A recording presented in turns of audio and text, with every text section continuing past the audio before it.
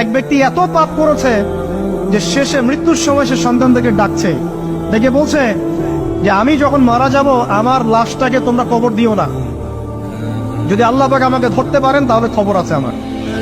কি করতে হবে? সে বলছে যে আমার দেহটাকে তোমরা পুড়িয়ে ফেলবে এবং পুড়িয়ে ফেলার পরে ছাইগুলোকে একত্রিত করবা, করে অর্ধেক ছাই সমুদ্রে ভাসিয়ে দিবা, অর্ধেক ছাই বাতাসে উড়িয়ে দিবা। সন্তানরা তাই করলো। মৃত্যুর পর আল্লাহ পাক এই সমুদ্র এবং জমিনকে বাতাসকে আদেশ করলেন যে তোমরা ছাই জড়ো করে দাও। আর মানুষ আর জিন আল্লাহর কথা না শুনলেও এই প্রকৃতি আল্লাহ পাকের কথা শোনে। বিজ্ঞান বলে প্রকৃতি থেকে সব হচ্ছে। কি প্রকৃতি?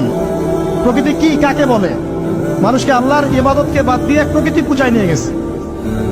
এই পুরো প্রকৃতি আর মহাবিশ্বে এক আল্লাহর ইবাদত করে। কে সৃষ্টি করলো প্রকৃতি? প্রাকৃতিক ভাবে হয়েছে সবকিছু বলে, আল্লাহ থেকে হয়েছে বলা যাবে না। বললে আপনি মৌলবাদী হয়ে যাবেন। আল্লাহ শব্দ ইউজ করলে আপনি মৌলবাদী হয়ে যাবেন।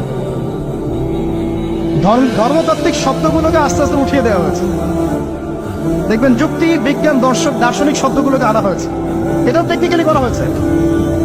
কোন সেকুলার মিডিয়াতে আপনি দেখবেন না ইনশাআল্লাহ বলছেন। ইনশাআল্লাহ প্রমাণ করবে যে আপনি আস্তিক না নাস্তিক। তো প্রকৃতিকে আল্লাহ পাক আদেশ করলেন, এই সমুদ্র ছাই জড়ো করো, এই বাতাস ছাই জড়ো করো। তারা ছাই জড়ো করে দিল।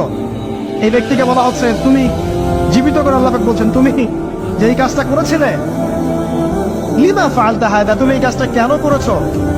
তখন এই ব্যক্তি উত্তর দিচ্ছে, মিন খাশিয়াতিকা ইয়া রাব্বি ওয়া আনতা আ'লাম। হে আল্লাহ, আমি আমার বুঝে যা এসেছে আপনার ভয়েই আমি এই কাজটা করেছি, আর আপনি খুব ভালো করেই জানেন যে আমি আপনার ভয়ে করেছি নাকি অন্য কোনো কারণে করেছি। মানে আপনি আমার মনের কথা জানেন। আল্লাহ পাক তাকে মাফ করে দিলেন।